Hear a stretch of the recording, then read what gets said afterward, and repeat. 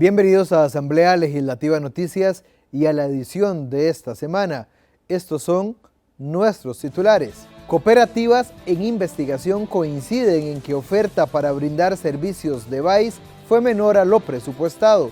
Denuncian faltante de 400 policías en migración. Comisión de Nombramientos recomienda a Mauricio Soto como miembro propietario de la Comisión para promover la competencia. Vamos al detalle de las informaciones. Durante audiencia en Comisión de Reforma del Estado, Contralora General de la República hace recomendaciones sobre proyecto para cerrar el Ministerio de Gobernación. En una mesa de trabajo, los diputados de la Comisión de Reforma del Estado escucharon las principales observaciones que la Contralora General de la República hizo al proyecto 24.719, que busca cerrar el Ministerio de Gobernación y Policía y distribuir sus funciones. Marta Acosta considera viable el proyecto, aunque pidió revisar en el expediente las funciones de un consejo de asesoría que tendría migración y extranjería bajo el paraguas del Ministerio de Seguridad, y que la imprenta nacional podría estar adscrita al Ministerio de Justicia y Paz, entre otras observaciones. En una de las consideraciones finales que menciona valorar otras alternativas para hacer el traslado de la imprenta nacional hacia otras instituciones más afines por funciones, como por ejemplo, ¿cuáles sugerirían ustedes que podrían ser? La función esencial de la imprenta nacional, función constitucional, es la publicidad de las normas. Nosotros vemos una relación directa o una función muy alineada con las competencias de justicia y paz, particularmente por el tema del registro público, ¿verdad? Donde se da seguridad a los bienes y a los derechos inscritos mediante también la información, la publicidad. Y recordar entonces que si la imprenta nacional, su función es esencial, la publicidad de las normas, esto es el fundamento para el principio de seguridad jurídica. Y este principio de seguridad jurídica también es fundamento de la función de justicia y paz, particularmente en el registro nacional. Doña Marta, yo quisiera, a ver si nos vuelve a explicar, me distraje un poquito cuando usted estaba hablando del tema del traslado de los auditores. Y no entendí claramente, pero yo creía que si uno traslada un ente íntegro de un lugar al otro, se traslada con todo el personal, incluyendo a los auditores, pero usted me hizo que sonaran unas campanitas aquí arriba. Sí, claro. Es que si trasladamos, por ejemplo, de INADECO a Mideplan, entonces son los auditores, el auditor interno y el subauditor de INADECO a Mideplan, donde ya hay un auditor y un subauditor. El tema es que esto no es igual a trasladar otro tipo de personal, porque los auditores, por la ley de control, tienen un fuero especial, que no se pueden, son inamovibles, etcétera, hasta que se les haga un procedimiento y todo. Entonces, para ver cómo se podría regular eso en la ley, ¿verdad? Que quede claro, porque no es que no se pueda hacer porque son inamovibles, pues claro que se puede hacer, pero respetando, digamos, esa protección que ellos tienen y ver de qué manera se pueden movilizar, porque no podría haber dos auditores internos generales, o no debería ser eso jamás, ¿verdad?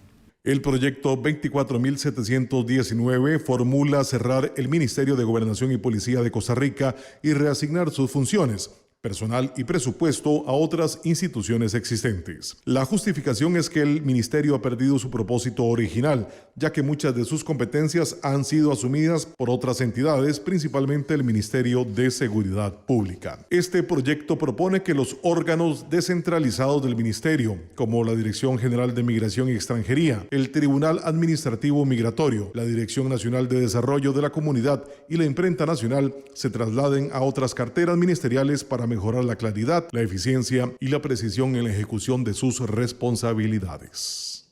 Mauricio Soto logra ser recomendado al plenario legislativo para ser miembro de la Comisión para promover la competencia. Con 3 votos a favor y 2 en contra, la Comisión Especial de Nombramientos ratificó a Mauricio Soto Rodríguez como miembro propietario del órgano superior de la Comisión para Promover la Competencia, COPROCOM. En su exposición, el candidato dio las razones del por qué quiere ser ratificado en este organismo y uno de los puntos más importantes que mencionó es el fortalecimiento de la COPROCOM desde el punto de vista técnico y estratégico al servicio de los consumidores. También afirmó que es necesario dotar de recursos adecuados a esta institución para que pueda ejercer su función de una manera más eficiente. El país hace una gran apuesta para fortalecer a COPROCOM, no solo en recursos presupuestarios, sino también en tener comisionados a tiempo completo que nivelaran de alguna forma la cancha entre la unidad técnica de COPROCOM y el contrapeso que pudieran dar los comisionados, porque se espera obviamente que sean la cabeza, que den la estrategia, que den inclusive el apetito de riesgo que tenemos para estos temas como país, y por supuesto eso tiene que seguir siendo impulsado, ¿verdad? También una COPROCOM, visualizo una COPROCOM mucho más preventiva y oportuna, ¿verdad? Todos hemos escuchado de alguna forma u otra, ¿verdad? Por ejemplo, casos conflictivos como el de medicamentos, donde se trató de abordar el tema desde diferentes ángulos, pero lo que tal vez uno no deja de notar, ¿verdad?, es como una cultura que tenemos como país un poco paternalistas. Varios legisladores realizaron consultas al candidato. ¿Por qué cree usted que Costa Rica ha sido un fracaso total en promover la competencia en sectores muy específicos, por ejemplo, medicinas o agroquímicos? ¿Cuál es el error que cometemos y cómo podríamos liberar a esos sectores? Yo me referí brevemente al tema de medicinas, ¿verdad? Lo que conocemos desde afuera, ¿verdad?, es que este tema se quiso abordar desde diferentes ángulos, tal vez ninguno fue exitoso, ¿verdad? Lo último que quedó fue ya el aspecto más regulatorio de una posible salida más regulatoria, que tiene obviamente sus pros y cons, pero inclusive antes se quiso homologar, por ejemplo, los registros de otros países en Costa Rica, ¿verdad?, que era una propuesta tal vez técnicamente que tenía mucho espacio para ser viable, pero fue frenada incluso en sala cuarta. Entonces, ahí nos vemos retratados como país, ¿verdad?, un país que todavía ve en la regulación, en el Estado, ¿verdad?, una imperiosa necesidad de regular hasta el último detalle de nuestras vidas, que eso puede estar muy bien. Yo vengo incluso de ese sector y entiendo dónde es necesario y dónde no, pero claramente este es un sector donde tenemos una renuencia, digamos, tal vez como desde el punto de vista de sociedad, una aversión al riesgo de tal magnitud, ¿verdad?, que nos hace, nos hace muy difícil, ¿verdad?, recibir las mieles de la apertura, la competencia. La presidenta de la comisión justificó su voto en contra de la ratificación. Son varias razones. La primera de ellas es que la ley exige acreditar 8 años de experiencia en materia de competencia. Y eso Mauricio no lo logró acreditar. De hecho, cuando yo le pregunté, fue muy vago en su respuesta. Igualmente, me pareció que muchas cosas las estaba leyendo y me llama la atención que en la entrevista haya tenido muy buena nota. Yo solicité el expediente completo al Consejo de Gobierno y me dijeron que lo que habían enviado era con eso podíamos resolver, y algunas preguntas básicas como las de las sanciones me pareció que no tenía el conocimiento necesario para ocupar ese puesto. El expediente será trasladado al plenario legislativo para su votación final. Defensa Pública tiene objeciones en Comisión de Jurídicos a proyecto 24.913 que busca reformar el sistema de justicia. El director de la Defensa Pública, Juan Carlos Pérez Murillo, se mostró en desacuerdo con la tesis del expediente 24.913, que busca reformar el sistema de justicia penal en Costa Rica para mejorar su eficiencia y agilizar los procesos. Murillo dijo que el país debe pensar en un nuevo Código Procesal Penal y en reformas que den justicia pronta y cumplida. El Código de Procedimientos Penales de 1975 duró 20 años. Este código lleva ya el próximo año 30 años. Y creo que es el momento de que este país debería empezar a hablar de una nueva legislación procesal o hacer reformas que realmente tengan un contenido y un sentido que justamente nos lleve a entender que la justicia debe ser, como dice la Constitución, pronta y cumplida.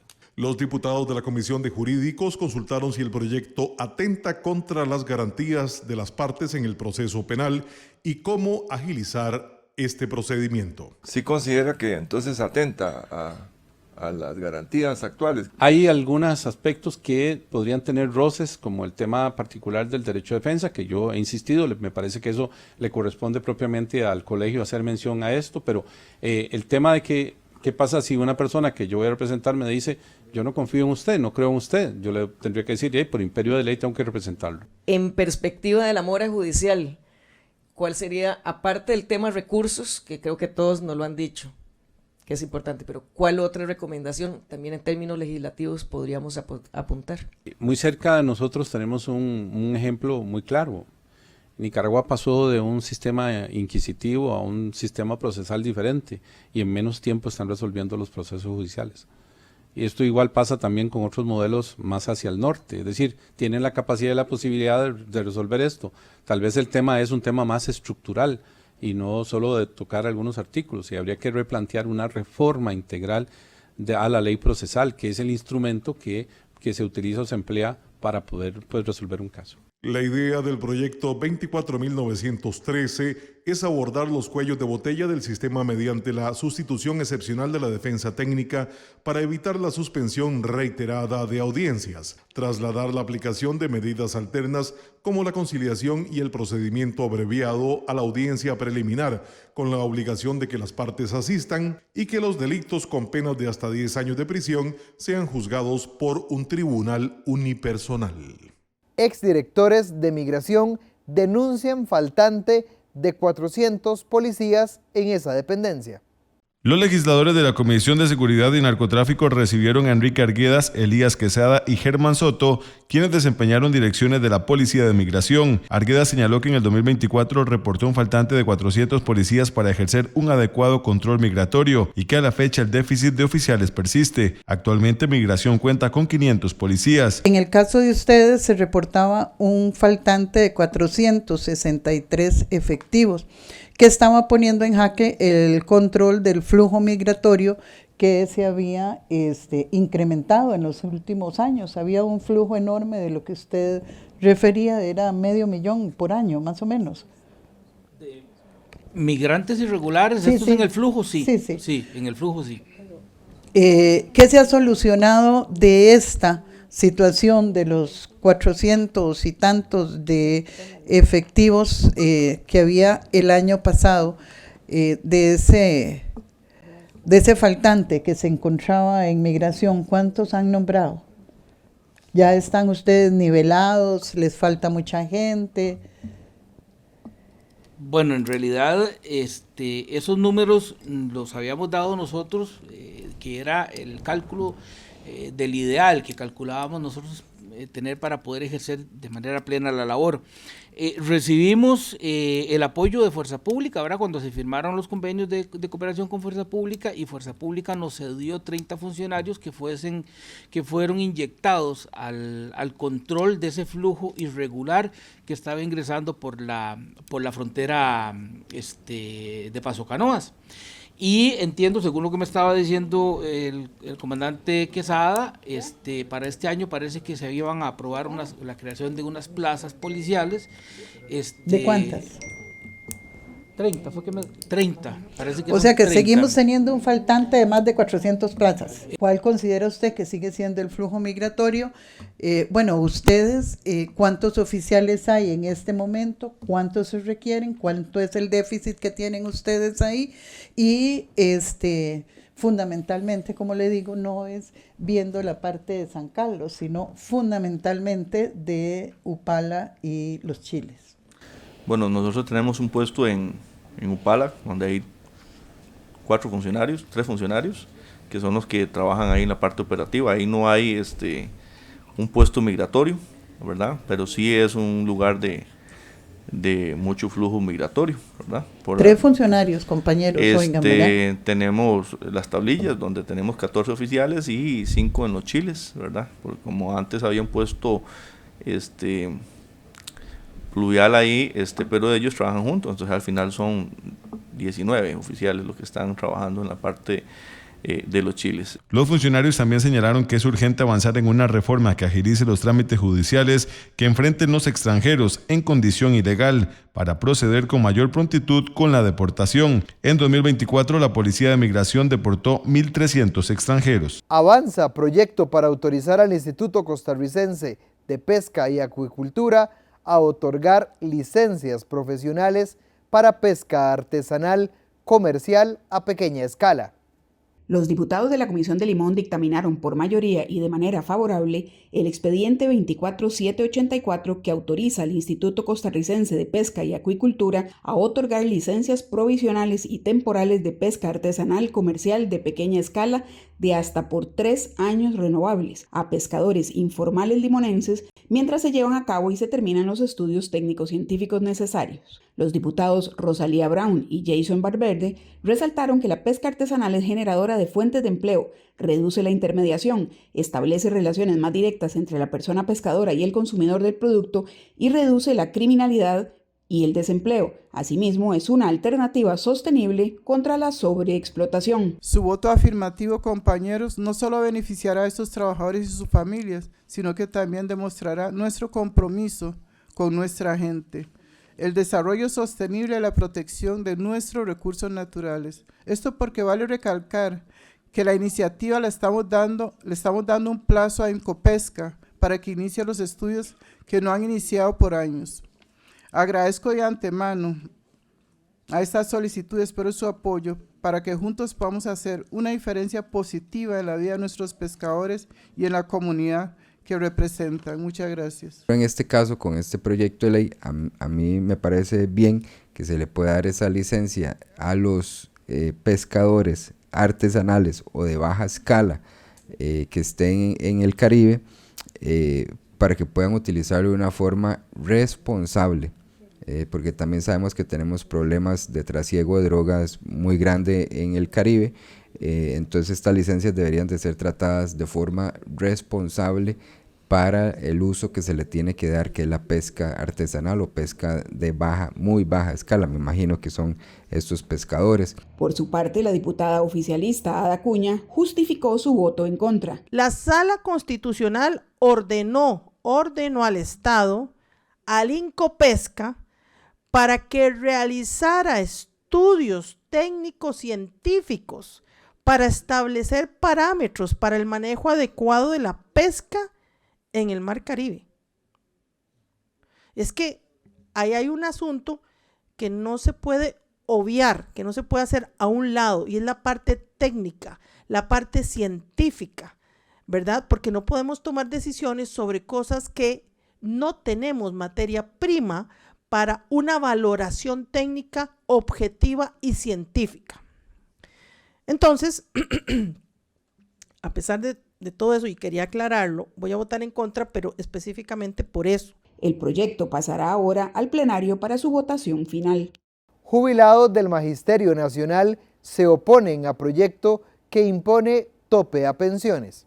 La Asociación de Pensionados en Acción del Magisterio Nacional se pronunció en contra del expediente 24.786, luchando por la justicia del sistema de pensiones del sector público. Así lo manifestó Luis Guillermo Fernández Valverde, representante de esta agrupación ante los diputados de la Comisión de Asuntos Sociales, donde se analiza la iniciativa. Fernández señaló que el estudio actuarial que incluye el proyecto carece de información necesaria para que se tome una decisión sobre los topes de pensiones. Además, dijo, se violentan los derechos consolidados de los pensionados. Varios diputados se refirieron a los alcances de la iniciativa. Si este estudio, que ya lo hemos visto en otras audiencias, ¿verdad? Que ha tenido un faltante pues bastante grande, pero sobre todo enfocarse en si tiene los estándares mínimos relacionados con CONACYF y con los estándares de la Asociación Internacional de Actuarios. Y por otro lado, como lo acaban de mencionar, si se puede realizar un estudio actuarial de un régimen de pensión con información incompleta o no verificable, lo mismo con los supuestos que se han venido utilizando. Tal vez primero con estas dos preguntas. Sí, voy a tal vez a explicar un poquito más, porque obviamente el tema es un tema un poco complejo, o sea, no es fácil, porque es totalmente una cuestión que es, en primer lugar, muy dinámica, porque tiene que ver con personas que van envejeciendo o personas que van entrando al régimen, y tiene que ver obviamente con factores o elementos macroeconómicos que afectan al régimen en su administración o en su gestión. Entonces, en primer lugar, la ley 2248 fue muy clara. Si ustedes se leen los artículos 24, 25 y 26 de esa ley es clara, donde dice que las cotizaciones tienen que llegar y consignarse en una reserva. Se hablaba, por ejemplo, de errores en la fórmula y en el cálculo, ¿verdad?, para poder asumir una pensión. Y entonces se indicaba que habían salarios que estaban vinculados a un puesto. Así como subía el salario, ¿verdad?, de ese puesto, así lo que llamaron ellos enganche, así subía también la pensión. Digamos, entonces se dijo aquí, y que eso había sido un error. Entonces, digamos, es interesante, pero esto pasó, ¿verdad? Entonces, es muy importante ver de dónde hemos tenido información valiosa, del por qué se dieron algunas cosas y del por qué otras no se pueden hacer y no se pueden cambiar, ¿verdad? Y también porque dentro de esto hay aguinaldos de lujo, ¿verdad?, que lo que llaman de lujo. Entonces yo quiero ser consciente, quiero que ustedes entiendan la posición, en mi caso, de que lo que me interesa es la información a la población costarricense. El proyecto de ley pretende imponer un tope a todas las pensiones del Poder Judicial, el Magisterio Nacional y aquellas con cargo al presupuesto nacional, alineándolas al límite establecido por la Caja Costarricense del Seguro Social para el régimen de invalidez, vejez y muerte. Cooperativas coinciden en que oferta para brindar servicios de salud en los EBAIS fue menor a lo presupuestado.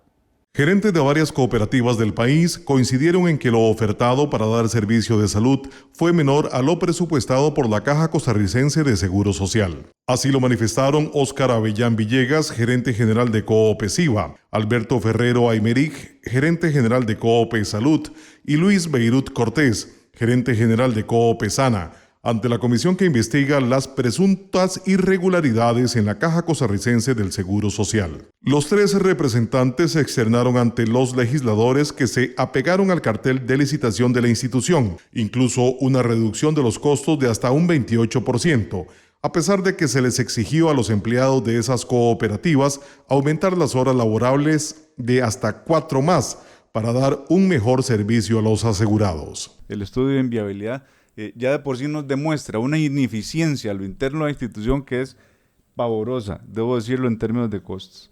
Luego, estamos hablando aquí que toda la oferta parte de un pliego de condiciones hiperrevisado, con más de 250, 280 observaciones durante el proceso, que lo vino corrigiendo y que plantea ya al 2023 una serie de condiciones bastante pulidas, digámoslo así, sobre las cuales se montan las ofertas que ustedes y los otros oferentes presentan. Hay un tema de malestar en la población, listas de espera, especialistas, pero tenemos también, a partir de esta comisión, que aunque ustedes son parte de ese proceso afectado, nos ha permitido esta comisión identificar algunas problemáticas de la caja y las voy a citar.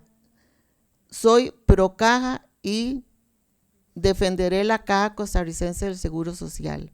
Y como ustedes dicen, ustedes son parte de ese ecosistema y ha contribuido a la caja. Otros legisladores externaron dudas sobre el proceso de licitación. Lo que estamos entendiendo es solo se vio lo negativo, exactamente, lo que era en contra, y lo demás, ¿cuánto era en positivo lo que iba a hacer mejor la oferta? no le puedo cuantificar eso porque toda la oferta si me da un instante se lo digo, toda la oferta en la parte, yo creo que don Luis Beirut tiene la respuesta. 213 millones de colones más económico, solo en mano de obra, solo en una partida, solo en esa partida, y ahí brinco a precio global. Exacto, don Luis, o sea, exacto. Lo que yo quisiera dejarle claro a la comisión es que no hay forma alguna de que yo entienda por qué Copesiva no fue adjudicada. Tiene un costo más barato que el del presupuesto. Solamente en la parte de mano de obra es insustancial lo que la misma Caja Costarricense del Seguro Social detecta. No entiendo. Y además, cada una de nosotras presenta una oferta de carácter individual, no colectiva. La comisión aprobó una moción para que comparezcan representantes de la cooperativa Coopesaí. Comisión de Asuntos Hacendarios analiza distribución de recursos para la educación en el 2026.